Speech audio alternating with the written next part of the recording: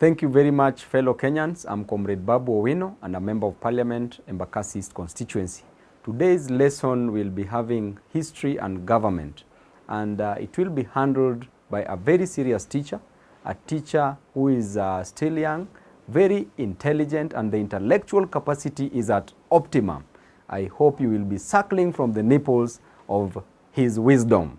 Today, this teacher is going to handle history and government, and this teacher has also written a book, and this book is called Achievers, History and Government, KCSE Revision, and the teacher is called Mr. Edwin Okoth Ogada. Karibu mwalimu.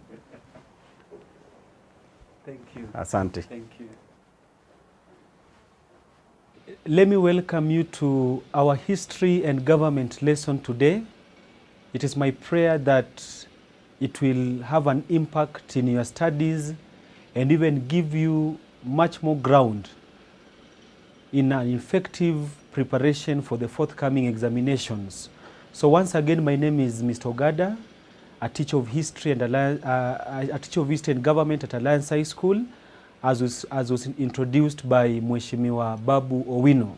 So for today's lesson, we're going to focus on a very sensitive topic, an interesting topic, a topic that every candidate must always have the interest to grasp the content, so that when they meet that particular topic in the examination, they are able to fluently and easily articulate the points as they are needed.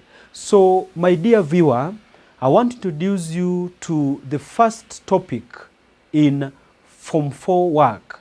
That topic is World Wars.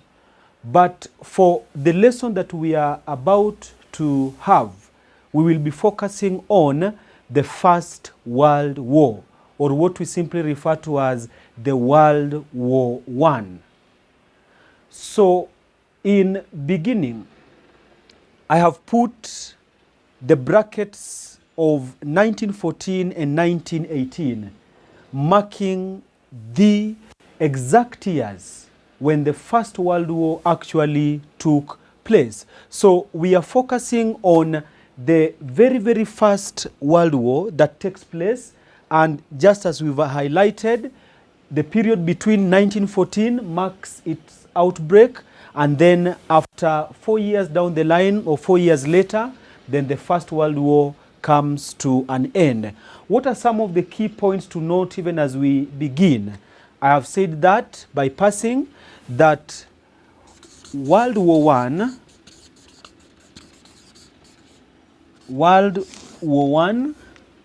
begins in 1914, and then it ends, or it ended in 1918. Maybe a cardinal question that we need to ask ourselves, that why is it referred to as a world war? Look at the statistics, that a total of 135 countries participated or took part in this particular type of war. Remember, we have about 194 countries in the world, or about 195. So if we use the figure of 195 and then we take 135 from 195, we have only 60 countries that did not take part in the war. But by and large, this figure is quite high. 135 out of 194, 195 currently, that's a big number. Then also, in terms of population, that one of the effects of this war is that about 15 million people lost their lives in the war. The results, again, that will be touching on the results of the war, that many people lost their lives. Apart from property destruction, apart from weaponization of this particular war, you can see that this war consumes a number of lives, a number of people. But for today, we will focus on what were the causes of the First World War? What were the causes of the First World War? Causes of World War I. This is a very sensitive area in an examination, as I'll be able to explain, so that you are able to easily articulate the causes of why is it that this war actually broke out. And therefore, we look at this statement by great historians that in terms of looking at the causes of World War I, we divide the causes into two categories. The first category, we talk about the long-term causes. The long-term causes of World War I. And then the second category, we refer to it as the immediate cause. The immediate cause of World War I. Actually, what was the trigger, the immediate trigger that now made the First World War to break out?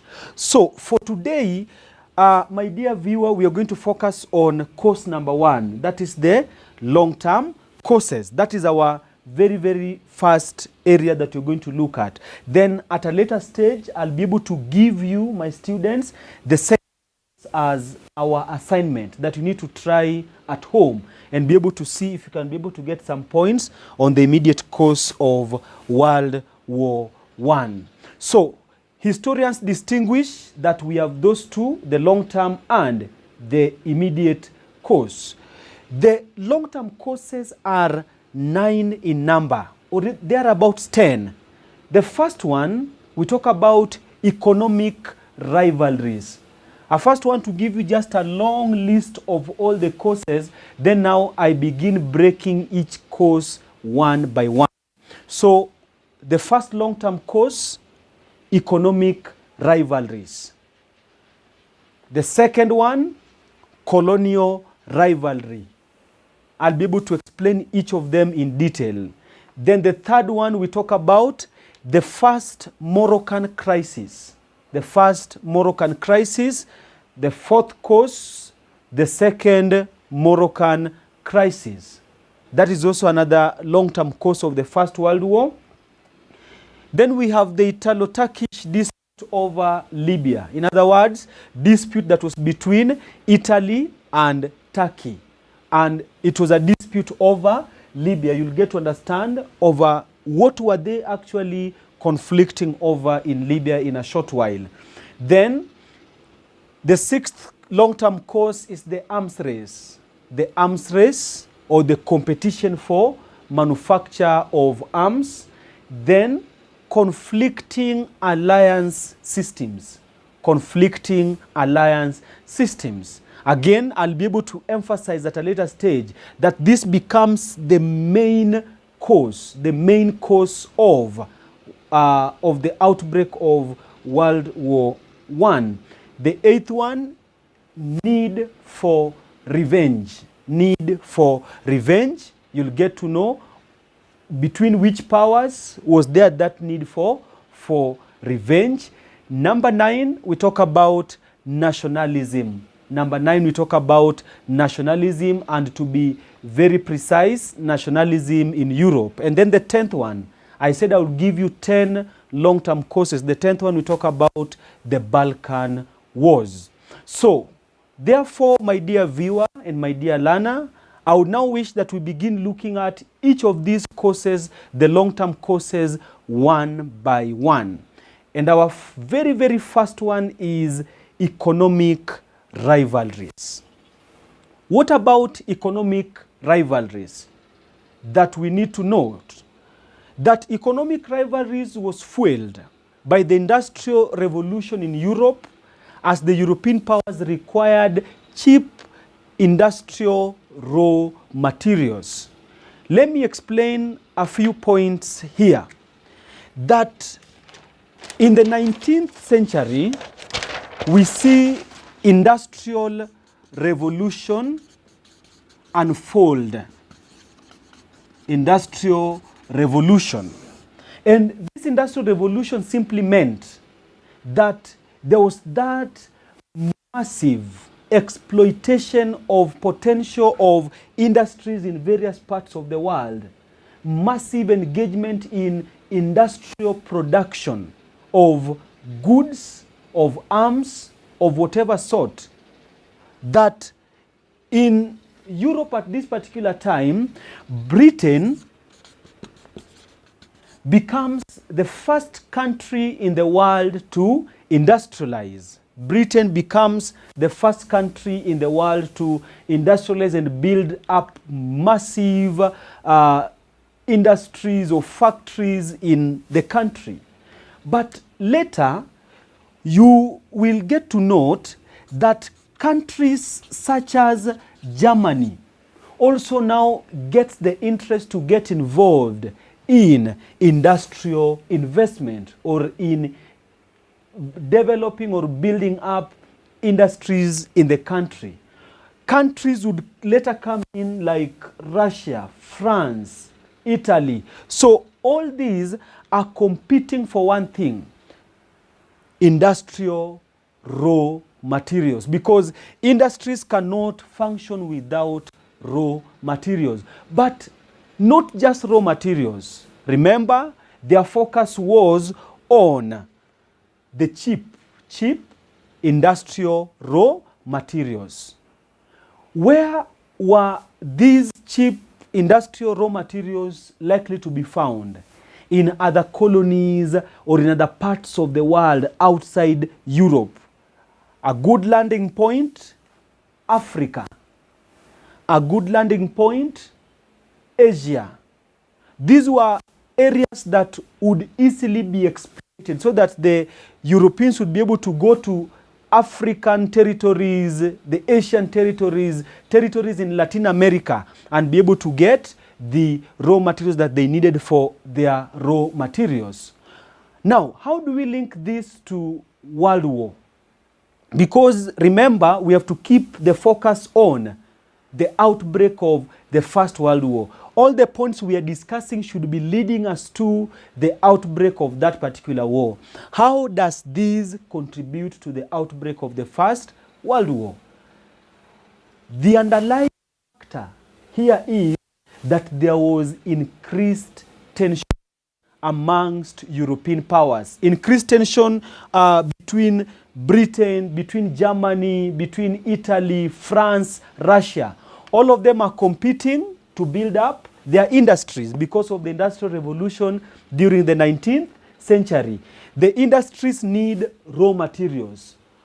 Where do we get these raw materials? From other parts of the world like Africa, Latin America, and Asia, just as I've mentioned. So each of them now have to get running, find themselves in these territories, and acquire these raw materials. Again, remember that as you understand, or as I make you understand this point, I want to bring to your attention the first topic in Form 3 work.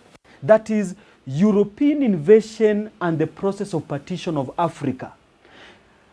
You remember the Berlin Conference that was convened in 1884, 1885, that as a result of the tension that was building up in Europe, there was need to convene a conference that would be able to make the world powers come together harmoniously and resolve differences that existed, such as in the economic rivalries.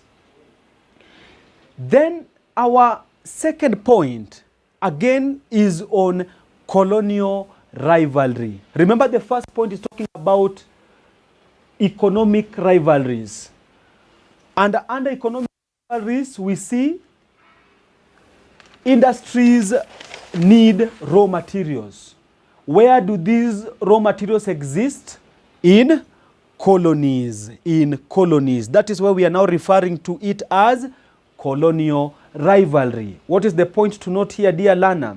That various European powers sought colonies as sources of raw materials and also for prestige. Just a feeling of, yes, I have also conquered a territory elsewhere in the world.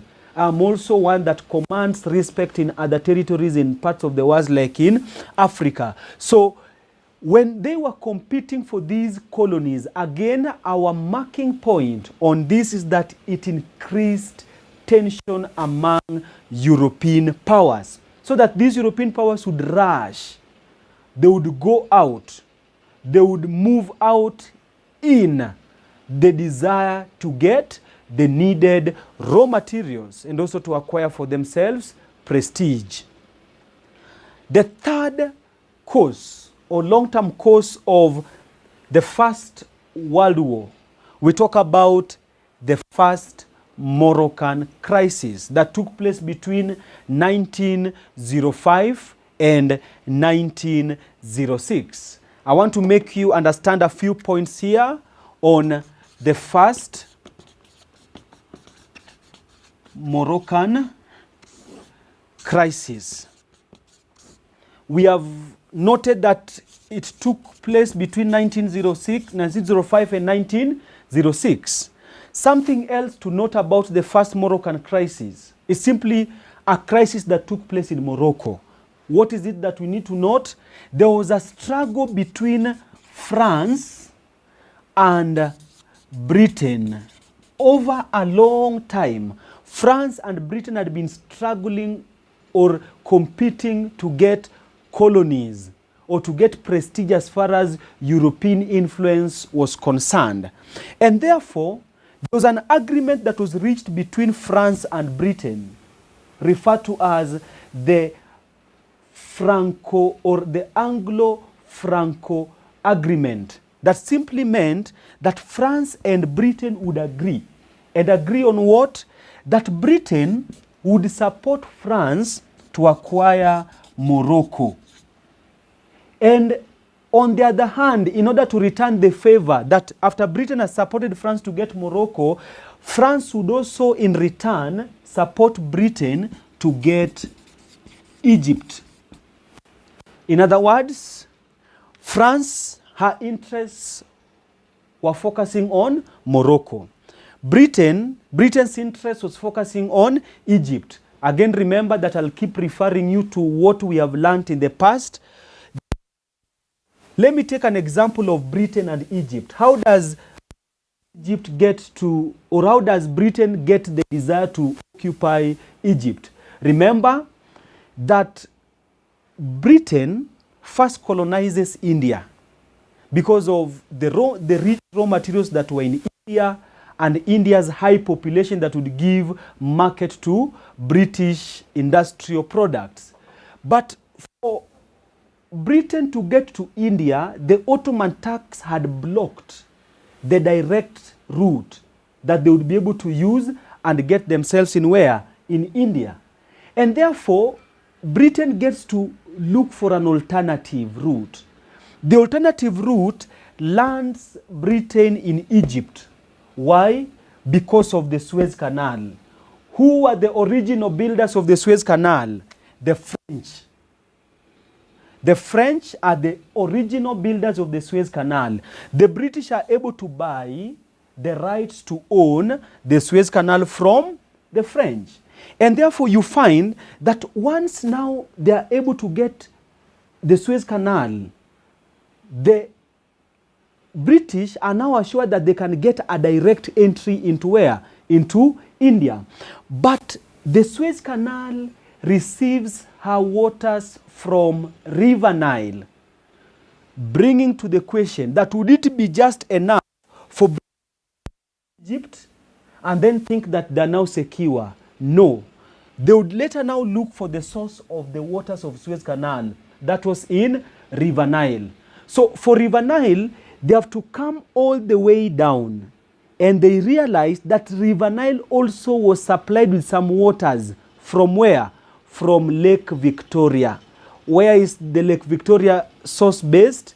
In Uganda. So the British are able to occupy India, they're able to occupy Egypt, they're able to come and occupy Uganda, but unfortunately Uganda is landlocked. Therefore they now need to find an alternative route for them to access Uganda and occupy it. That is how Kenya comes into play. Therefore, the British amass India, Egypt, you talk about Sudan, you come to Kenya, then finally they get themselves in Uganda. So therefore, dear learner, when this crisis takes place, Germany is also eyeing Morocco. Germany is also eyeing Morocco. And then she comes on board to try to force herself into taking away Morocco from France. Britain cannot allow. Britain and France have come into an agreement that they would support one another in protecting their territories. Britain protecting her territories in Egypt, France protecting her territory in Morocco. The Germans are also eyeing to get into Morocco. This brings about the need to hold a conference. This brings about the need to hold a conference in order for them to peacefully resolve this difference. This is the famous Algeciras conference that was convened in Spain. And this conference was simply meant to do what? To make the Germans accept that Morocco had already been under the possession of the French, so that now the British should help the French to convince the Germans that, hey, Morocco is already grabbed, so therefore do not lay interest. But as the conference ends, dear viewer, the Germans are not happy. The Germans are not happy with the resolution that they deny Germany the right to also occupy Morocco. Out of this conference, we get another crisis because Germany is not happy. And that is what leads us to the second Moroccan crisis. In which year? 1911. The first conference has been held in Algeciras, no breakthrough. The Germans are still very, very determined that they want to get Morocco from France. After the Algeciras conference, the French even now entrenched themselves further in Morocco. They have the support of the British. They are very confident that they can now take the Germans head on. And therefore you find that Germany was also determined to stop Morocco from being swallowed up by France. So you can see how these interplay, that the French are entrenching themselves even further in Morocco. The Germans, out of the Algeciras conference, they have been put for a roadblock, that they cannot proceed and occupy Morocco any further, but they were determined to occupy Morocco. Events unfold, my dear viewer, and a crisis comes about that is referred to as the Agadir crisis. The Agadir crisis. What about the Agadir crisis? That the Germans go further and decide to take the capital of Morocco then, that was called Fez. Fez was the capital of Morocco. So they move and they occupy Fez. And then they install their water guns, or I can say the water guns in Morocco or in Fez in order to protect their interest. And where does this take place? The port of Agadir in Morocco. Hence it's called the Agadir crisis. So the Germans take their gunboat, very precise gunboat, by the name the Panther. The Panther. They installed the Panther at the port of Agadir in Morocco in order to tell the French that we are now ready to take it up, to stop you from getting or entrenching yourself further in Morocco. What is the essence of all these explanations? From the first Moroccan crisis, they don't agree from the Algeciras conference. The second Moroccan crisis, a conference that was held in the first one did not help. The second Moroccan crisis breaks out. All these do not help. The Germans are enforcing themselves even further. Out of this Agadir crisis, there was another convention that was held in order to peacefully make the Germans feel at home. How does it happen? The French accept to donate Congo to the Germans. So they're telling the Germans that, hey, we will give you our territory south of Cameroon, that is in Congo, so that you live as with Morocco. The Germans finally accept, the Germans accepted to allow the French occupy Morocco. The Germans accepted to finally allow the French to occupy Morocco. The British, of course, had their territories and they did not have any problem with any power at that particular time. So this finally brings the tension down. But by and large, remember, there is a war that is looming. There is a war that is building. Tensions are high.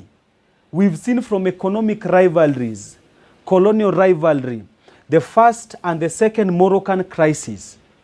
The countries of the world are preparing themselves for a looming war, and they're not ready to take any chances. The fifth long-term cause is the Italo-Turkish colonial dispute over Libya. Remember that so far, my dear viewer, we've mentioned of Germany somewhere. We've talked about Britain. We've talked about France. We've talked about Spain. These are countries we are mentioning so that they would wholesomely build up the powers that would be able to fight the wars. Now we are introducing Italy and we are introducing Turkey. The Italo-Turkish colonial dispute over Libya. These two are conflicting over Libya. What is there to note? That there is a desire for these countries to get themselves Tripoli. The race for Tripoli between Italy and Turkey also contributed greatly to the rising political tension in Europe. For reasons of raw materials that colonial powers or these European powers were looking for, Tripoli was well placed in order to supply the needed raw materials for Italy and Turkey. Again, this is also a factor that we have to highly underscore and see to the point that tension is building. The tension between European powers are expanding. Problems of understanding, they cannot amicably resolve their differences. Again, contributing to almost the outbreak of the First World War. Then the sixth point is the arms race. The arms race. Now, what is it to note about the arms race? That the hostilities emerging among European powers during the colonial disputes motivated each power to start building stronger armies and navies in preparation for war. Arms race is simply competition. Arms race is simply competition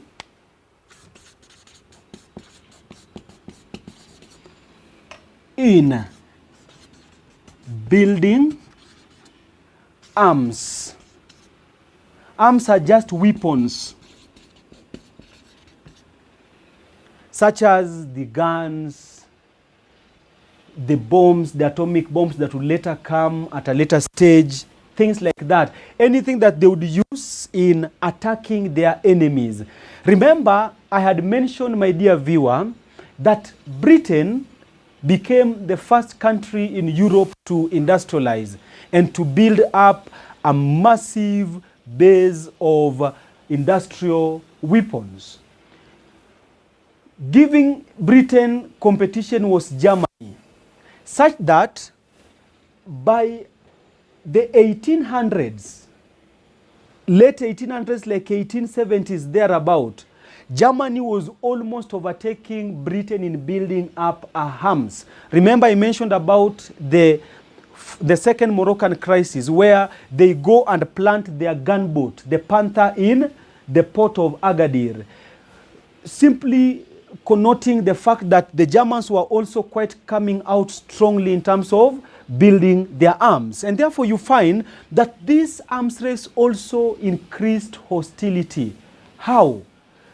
Seeing Germany building up her arms, Britain the same, the French the same, the Russians the same, then automatically we would find that each of them became suspicious of one another. That why build such massive arms if not for the purpose of fighting the enemy?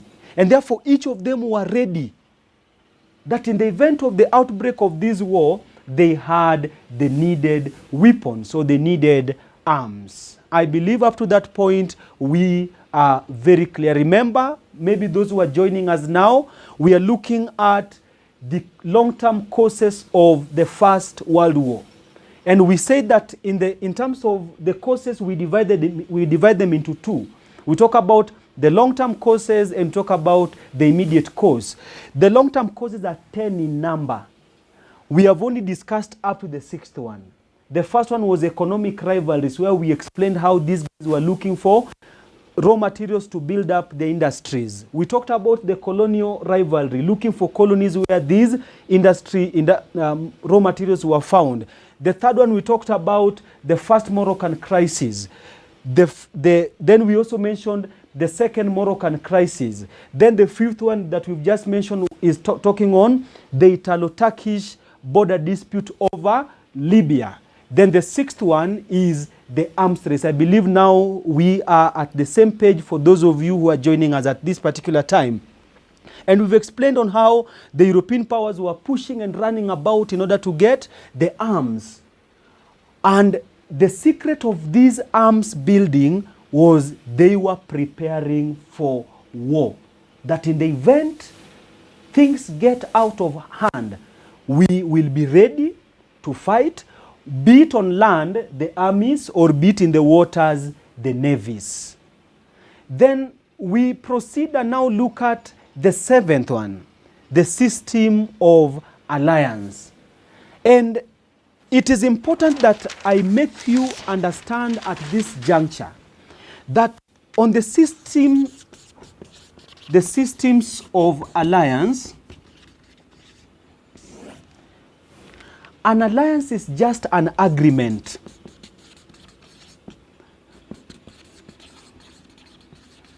An alliance is an agreement, a cooperation,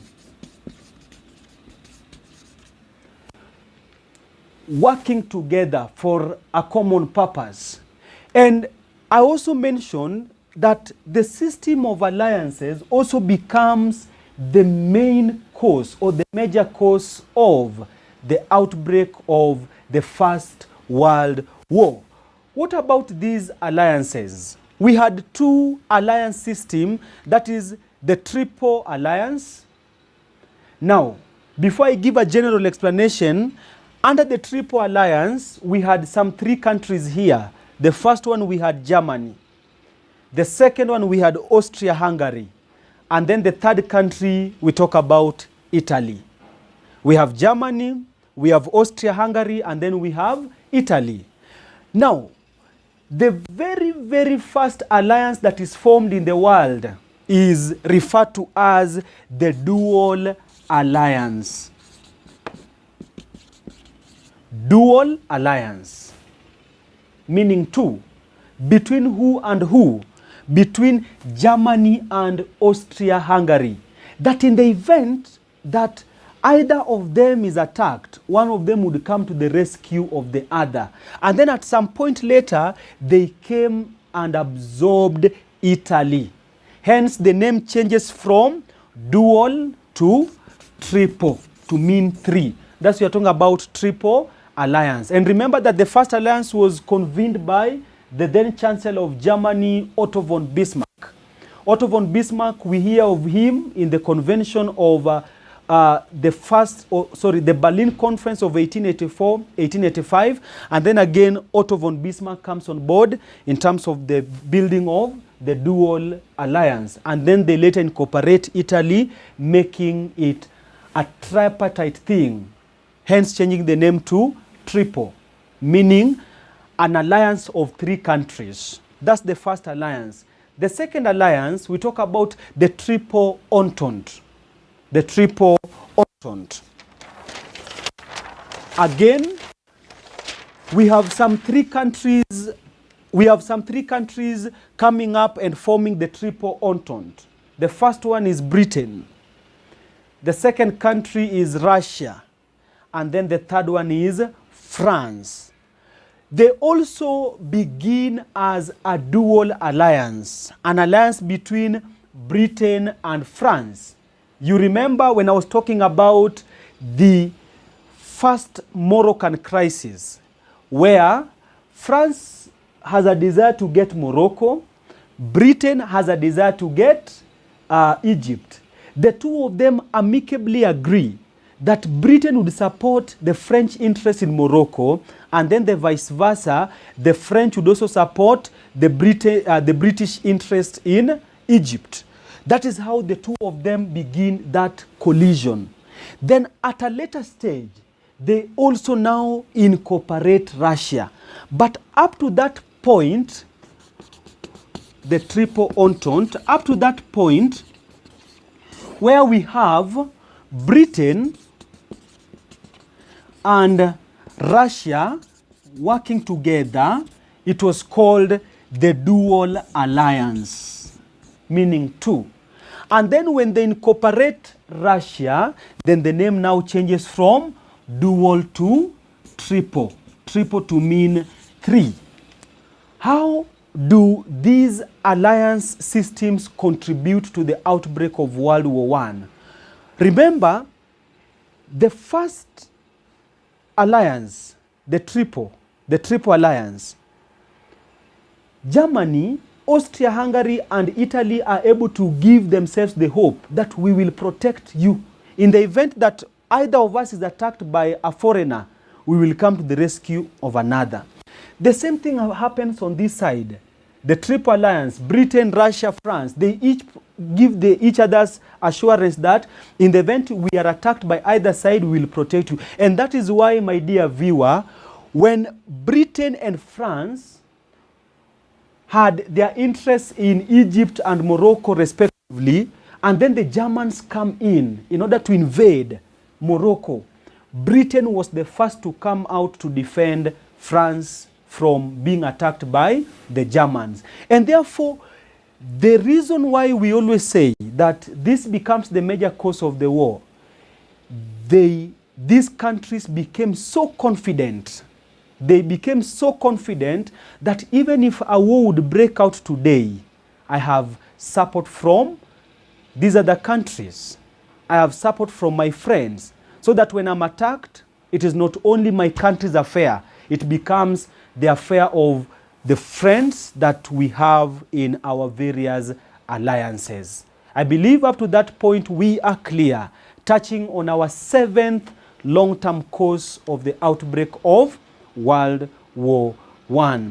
So we'll now look at the eighth point, need for revenge.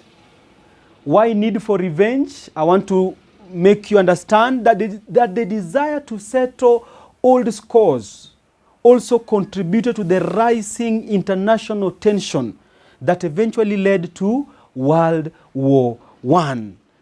Why am I mentioning the desire to settle old scores? Need for revenge. Then we talk about the desire to settle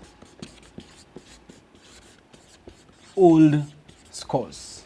A very good example was the dispute between France and Germany. And in 1871, or between 1870 and 1871, there was a dispute between France and Germany, famously referred to as the Franco-Prussian War. The Franco-Prussian War between 1870 and 1871. Prussia was one of the states making up Germany before Germany became united as one republic. And therefore, the dispute between France and Prussia, my dear viewer, is that France lost the war to who? To Prussia, or we can loosely say to Germany. And consequently, when France lost the war to Prussia and to Prussia or to Germany, she consequently lost her two rich provinces of Alsace and Lorraine, which were quite rich in coal and iron. Remember, when you talk about coal, what comes to your mind? Energy needed for the industry. When you talk about iron, what comes to your mind? We talk about the industrial raw materials, or the needed metals that was needed by these people to build up their arms.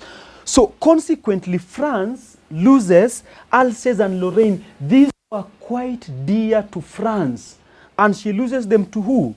To Germany. And therefore,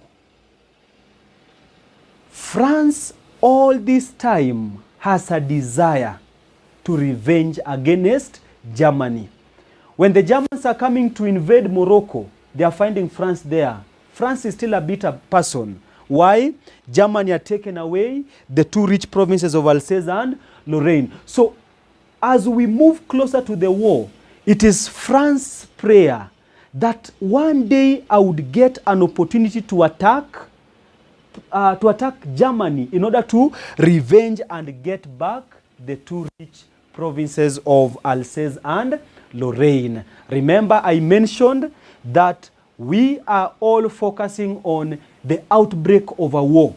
Some war is looming somewhere. As we discuss these causes, fix your mind to understanding the war as it comes nearly to its climax, need for revenge. Then the ninth point, we talk about nationalism. The ninth point, we talk about nationalism. What is nationalism? Nationalism is a feeling of belonging to a particular nation. A good example, when countries that had been colonized by European powers came together, their citizens came together to push and to fight for their independence from the colonial masters, that strong feeling to fight for the independence is what we refer to as nationalism. Nationalism also took part in Europe. That the emergence of Germany and Italy as formidable powers in Europe was an indicator of the nationalism wave which disrupted the existing balance of power in Europe. Germany is strongly coming up. You can see we've mentioned Germany like in almost every point we were discussing. Italy is also coming up. You remember the Italo-Turkish dispute over Libya. Italy is also coming up. And they're liberating themselves from colonial power such as Britain. Each of them wants to be independent. Increasing tension in the international fora. Another example of nationalism, Belgium is breaking away from Holland in 1930. Later, after the war has ended, Belgium would also break away from Holland. But in order to connect, because you might be surprised, why are we talking about 1930, yet the war is between 1914 and 1918? The answer is simple, that all this while, as even the war takes place, Belgium is still under the influence of Holland. Then later, they would liberate themselves many years after the war. Norway also delinked herself from Sweden. Norway is also stamping her independence from the influence of Sweden.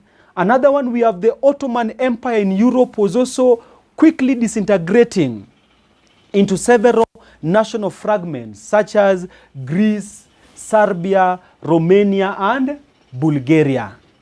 So these countries are breaking away from the Ottoman rule or the Ottoman Empire in Europe. My dear viewer, another point also to explain on nationalism, the Greeks and the Bulgars, or from Bulgaria in Macedonia, also hope to be liberated from the Turkish rule. The Turkish rule. Remember the Italo-Turkish border dispute? Turkey had also raised herself to the point of getting herself colonies. The Italian and Romanian speakers within the Austria-Hungarian Empire are also aspiring for political liberation. These are examples of countries that were actually struggling so much to be able to liberate themselves. Were the colonial masters happy? The answer is no. Therefore, what is the striking point here? Tension is building up. Tension is building up. Countries are gearing up for an outbreak of a war. So, my dear viewer, that explains the nationalism point. Our very last point is on the Balkan Wars. The Balkan Wars between 1912 and 1913. I want to explain something very simple about the Balkan. Just like we have East Africa, and we can talk about Kenya, Uganda, Rwanda, Tanzania, Burundi, and maybe South Sudan as our latest partner. We talk about countries in West Africa. You can mention them. You can also move and talk about those countries in Southern Africa. That is the concept that you will use to understand the Balkan. The Balkan region was just a region that was bringing on board certain countries that I'll mention later. So that is just a region. If you go to the atlas or the map of the world, you will find those countries are closely placed together. That particular region is what we call the Balkan. So the Balkan Wars was simply a war that was bringing on board these countries. And each of them were trying to liberate themselves from a particular rule and make themselves independent to be, and also to be able to fully occupy the Balkan region. An example that we begin talking about is Turkey. Let me give you first a point to explain that by the end of the 19th century, Turkey had become such a weak and unruly country that she was regarded by other European powers as the sick man of Europe. The sick man of Europe. Why the sick man of Europe? Turkey was everywhere. She had little power, but she would move everywhere looking for influence, looking for colonies, looking for opportunities. Yet her manpower was not enough. It wasn't adequate to help her entrench herself into also European affairs.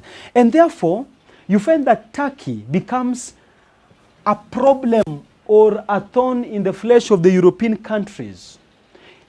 She wasn't really such powerful, and therefore European powers were not actually interested in her influence at all.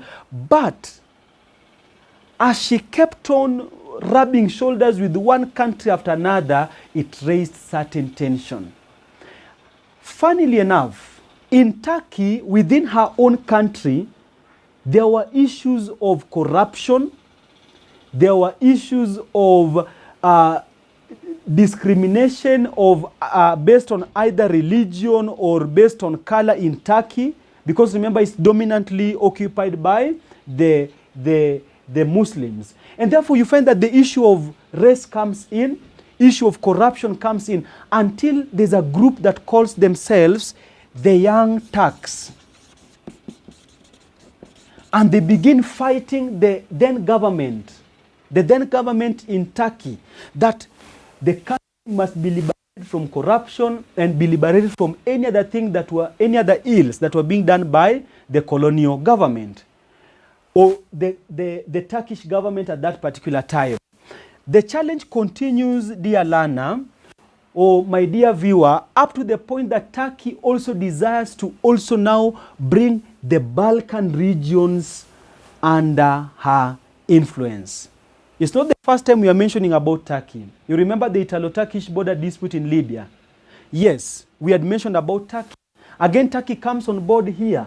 Now, this is our key point, even as we summarize this point. Turkey is unable to govern herself properly back at home. The government of the day is weakling, to the point that even the government is overthrown. Then she also comes and wants to entrench her rule in the Balkan area, comprising of which country? We talk about Serbia. That's the first one. We talk about Serbia. We talk about Bulgaria. We talk about Greece. And then lastly, we mention Montenegro. Montenegro. This is why I was making reference that when you talk about East Africa, we have Kenya, Uganda, Tanzania, Rwanda, Burundi, South Sudan. The Balkan area, we talk about Serbia, Bulgaria, Greece, Montenegro. Turkey wants to assert her influence and be able to be the key figure as far as these regions are concerned. Countries like Serbia cannot allow that to happen. Bulgaria cannot allow that to happen. Actually, the two main protagonists or antagonists in the Balkan Wars, we talk about Serbia and Bulgaria, that each of them are really coming out in order to fight and to entrench themselves in order to be the key points in Eastern Europe. My dear viewer, we've been able to look at those key 10 points. And as we wrap up our lesson for today, remember we've looked at the long-term causes of the outbreak of World War I. We've been able to cover depth. We looked at economic rivalry. We looked at colonial rivalry. The first Moroccan crisis, the second Moroccan crisis. We also looked at the Italo-Turkish border dispute, the need for revenge between France and Prussia or Germany. We also talk about nationalism. Mentioned something to do with the wars in the Balkan region. And then the key one that I talked about, the main one, the major one, the system of alliances.